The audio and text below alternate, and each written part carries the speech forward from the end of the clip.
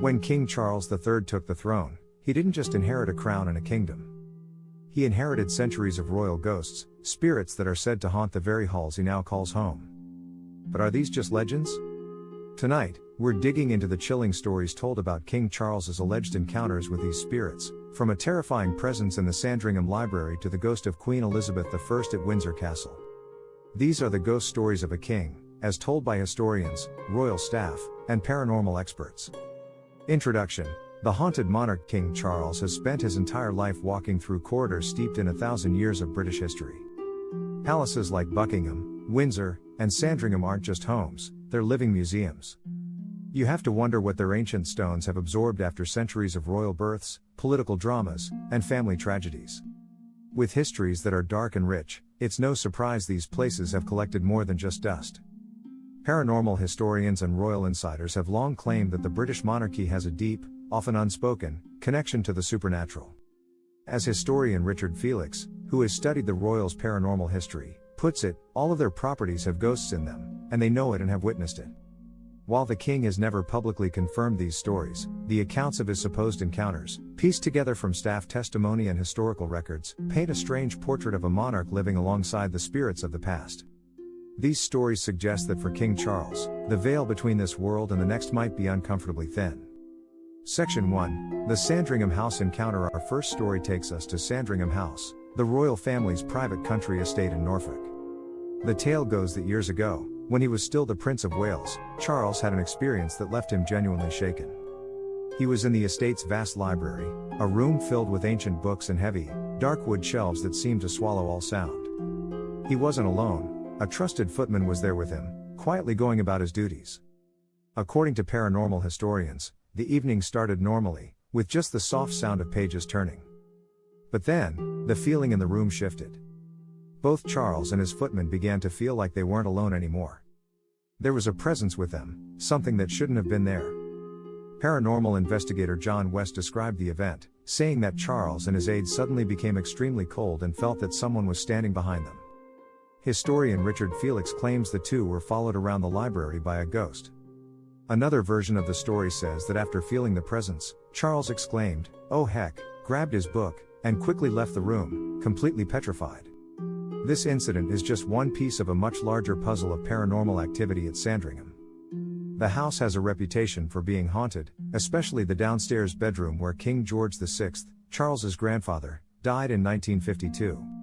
After his death, staff complained about a feeling of restlessness in the room, and some refused to work in there alone. Christmas cards have reportedly been swept off mantels, doors open and close on their own, and footsteps are heard in empty corridors. Even Queen Camilla is said to have had her own frightening experience at another royal property, Dumfries House, where she felt such dread upon entering a room that she refused to go back for years. Section 2. The ghost of Queen Elizabeth I at Windsor Castle. Charles's alleged supernatural encounters weren't limited to Sandringham. Windsor Castle, possibly the most haunted royal home in Britain, is where he supposedly had an even more stunning ghostly experience. The castle's royal library has been the site of sightings for centuries, and it's here that Charles is said to have seen a truly legendary ghost. The story goes that late one evening in the library, he encountered the spirit of Queen Elizabeth I. The Tudor Queen, who died in 1603, is Windsor's most famous ghost. Her apparition is often seen gliding between the shelves, her footsteps echoing on the floorboards before she appears.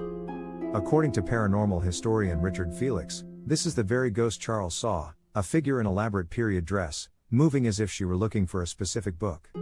What makes this claim so wild is that Charles is reportedly not the only royal to have seen her. According to Felix, the late Queen saw her namesake Queen Elizabeth I in the library at Windsor Castle. The king has seen the same ghost, and his grandfather George VI saw Queen Elizabeth 8 times in the library before the start of the Second World War. Sightings of Elizabeth I at Windsor go back centuries. In 1897, a lieutenant of the Grenadier Guards reported seeing a woman in a black dress in the library who looked exactly like portraits of the Queen. When he tried to follow her, she vanished into thin air. He mentioned it to a castle attendant, who casually told him he had been honored with a special sighting of Queen Elizabeth I. That laid-back response suggests that for the castle staff, seeing a ghost was just part of the job. Section 3. The Silent Monk of Buckingham Palace.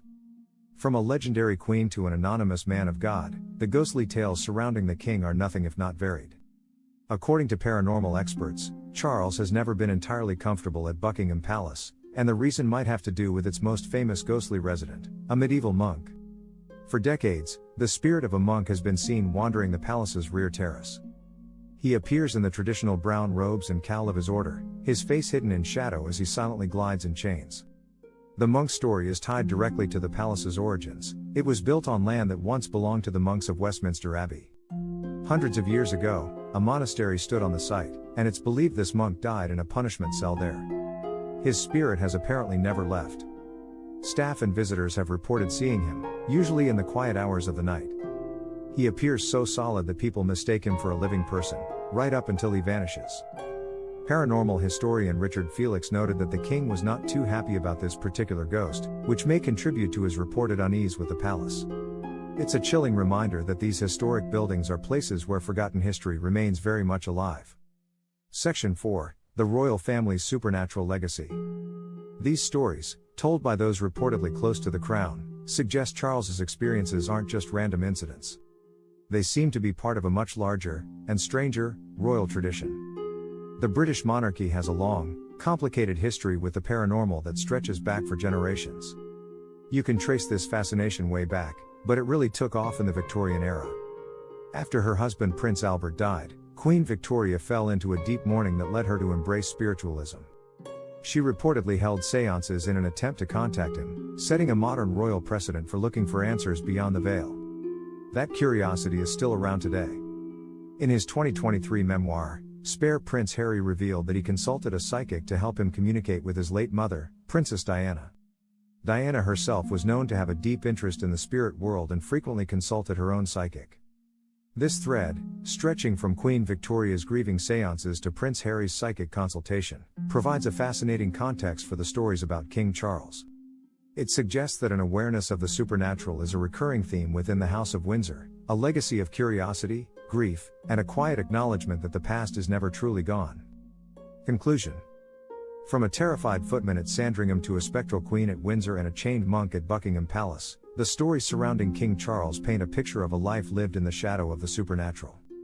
These accounts, coming from historians, staff, and royal insiders, suggest that when he inherited the crown, he also became the caretaker of Britain's most haunted properties.